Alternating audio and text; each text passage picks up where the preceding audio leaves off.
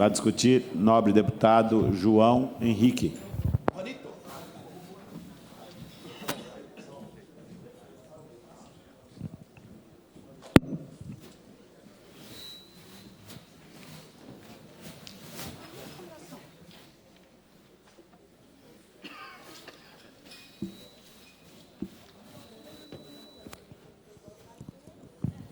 Senhor presidente, colegas parlamentares, venho hoje à tribuna discutir esse assunto tão recorrente da calamidade pública, do reconhecimento pela Assembleia Legislativa, que a época da pandemia se justificava na sua plenitude, porque nós estávamos vivendo o caos. Mas a política ela tem que ser feita observando de maneira global aquilo que a gente faz nessa casa e os reflexos. E os reflexos foram parar no Tribunal de Contas da União, foram parar nos órgãos de controle e fiscalização, o desvio de muitos recursos que foram enviados pelo presidente Jair Bolsonaro, pelos governos, porque nós reconhecemos que havia uma calamidade pública para os gestores e para os prefeitos. Isso era indubitável, inquestionável. Agora também era incontrolável a forma como a Casa de Leis entregou a esses gestores um cheque em branco. É incontrolável como que a Assembleia Legislativa, a pedido do governo do Estado, a todas as prefeituras, outorgou esse cheque e diminuiu o poder de fiscalização do Ministério Público, dos vereadores, uma vez que a calamidade pública foi instaurada na época da pandemia. Mas essa brecha, deputado Rafael Tavares, deputado Rachoca, que foi aberta para os gestores, hoje é renovada.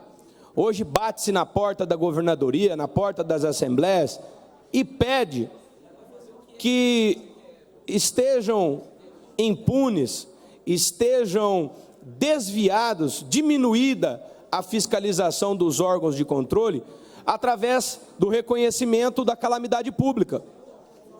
Ah, houveram muitas chuvas. Houveram. Provocaram estragos. Haverão queimadas na época de queimada, mas não haverá a fiscalização adequada quando esses parlamentares reconhecem e entregam a calamidade pública. Eu tenho aqui algumas imagens do município de Batayporã, do município de Antônio João, de algumas rodovias que estão, com dificuldade de tráfego.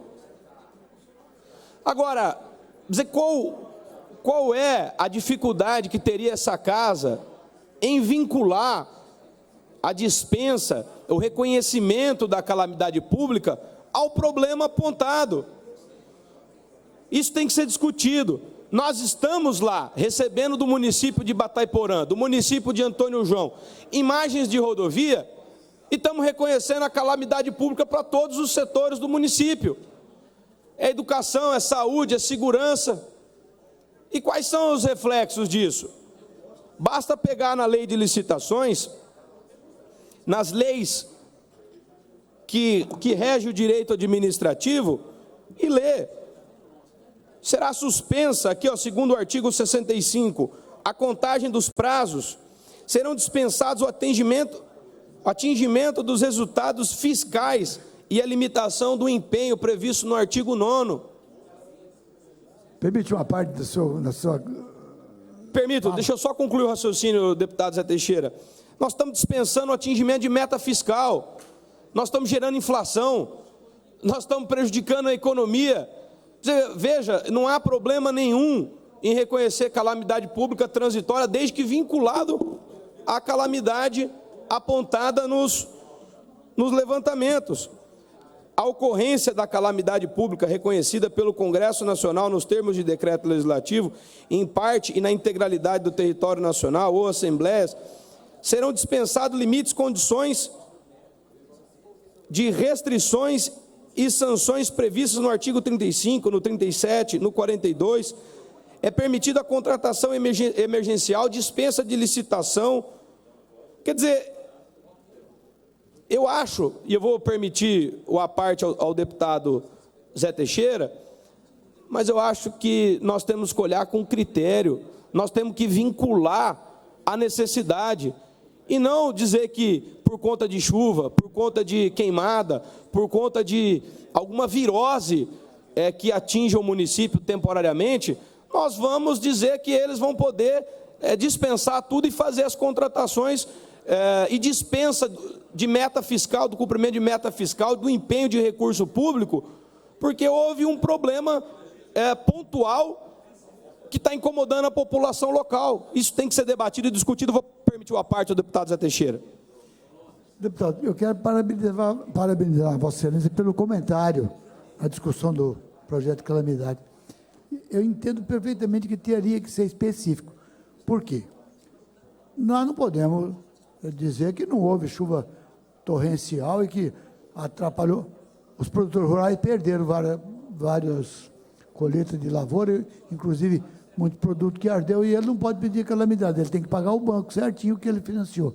E Vossa Excelência coloca uma coisa muito importante, que é a calamidade pontual. Então, se houve uma chuva torrencial, levou a ponte, levou o bueiro, levou a estrada, então a calamidade é para contratar a empresa, já que o município não tem maquinário, apesar de receber recurso do Fundersul todo mês, e além de receber o recurso do Fundersul todo mês, ele recebe ainda a ajuda do governo, que investiu uma quantidade enorme de maquinário em parceria com o Senado e com os deputados federais de Mato Grosso do Sul, e 50% de contrapartida dele. Agora, o que Vossa Excelência pontuou, e eu ouvi aí, Vossa Excelência pontuar um município, Antônio João, que ele fez calamidade pública geral, para saúde, educação, estrutura social e tudo. Mas e a Câmara de Vereador? Nós declaramos aqui a utilidade pública, ele pode fazer as compras sem licitação emergencial, concordo com Vossa Excelência com o período, plenamente, igual ao tempo da pandemia, 120 dias, depois houve alguns projetos que nós estendemos aqui. Mas Vossa Excelência coloca uma coisa muito importante, tinha que ser a calamidade pontual para quê? E teria que ter um período X para poder resolver e dispensar as licitações. Parabéns pela posição de Vossa Excelência e pela discussão do projeto importantíssimo e me alertou nesse ponto. Incorporo a fala de Vossa Excelência, deputado Zé Teixeira, agradecendo a lucidez sempre pertinente às falas de Vossa Excelência no debate, e dizer que nós estamos trazendo aqui para dentro dessa casa o Ministério Público, nós estamos trazendo, de repente, a Polícia Federal, porque nós estamos desviando a finalidade do que é a calamidade pública. A calamidade pública tem que estar vinculada a um problema pontual do município. A partir do momento que a Assembleia Legislativa reconhece uma calamidade pública fake, vamos falar das fake news, porque existe o problema, nós somos sensíveis... Para concluir a discussão, deputado. Para concluir, senhor presidente. Então, nós somos sensíveis ao debate, ao tema para os gestores, desde que vinculado na extensão, no tamanho do problema dele, e que a gente diga, nós não podemos aqui aprovar uma lei, presidente, para concluir, deputado Gerson Claro, reconhecendo uma calamidade pública geral que não existe para todos os segmentos do município, sob pena de estar desvirtuando a lei, a atividade legislativa, e isso ser passível de discussão. Se não for discutido a discussão para anular, vai ser discutido nos órgãos fiscalizadores ou policiais do desvio que está acontecendo, e vai trazer um prejuízo econômico, vai trazer um prejuízo legislativo e de credibilidade moral dessa casa com todos os gestores públicos que vão querer trazer problemas que para si são dignos de terem uma contratação mais rápida, uma contratação emergencial para resolver, mas que de fato não representa um estado de calamidade geral, alarmado e do tamanho como esse parlamentar vem recebendo aqui. Apenas para concluir, municípios como Batayporã, Antônio João, senhor presidente, eu peço um pouquinho a mais de tempo. Mas para não já discutir. passou do seu tempo, deputado. Me permita mais um pouquinho, para eu não voltar nos outros e discutir O senhor vai ter inteiro. oportunidade. Nós vamos votar 3 decretos legislativos hoje. O senhor está falando genericamente, o senhor não está falando de Batayporã. Me permita, então... Concluir, deputado. Para concluir a minha fala, e aí vou falar especificamente sobre o município de Batayporã, que nos últimos repasses do Fundersul recebeu R$ 709 mil para promover os reparos que estão solicitando calamidade. Essa é a melhor maneira de resolver o problema da calamidade. Eu entendo que, olhando as peças orçamentárias do Estado, está resolvido. Voltarei nos outros aqui para potencializar o debate, então, presidente. Obrigado.